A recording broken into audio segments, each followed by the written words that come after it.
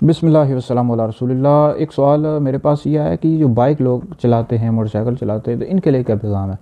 तो इनके लिए यही पैगाम है कि बाइक एहतियात के साथ चलाएं, जब घर से निकलें हेलमेट का इस्तेमाल करें। और बिल्कुल ही कुछ लोग चला रहे होते हैं बाइक और इतने तेज़ चला रहे होते हैं, गलियों में बाज़ का लोगों के साथ लग जाते हैं, एक्सीडेंट हो जाते हैं। तो वालिदैन से इल्तिजा ये है कि छोटे बच्चों को बिल्कुल भी ना लेकर दें, आए दिन एक्सीडेंट होते हैं।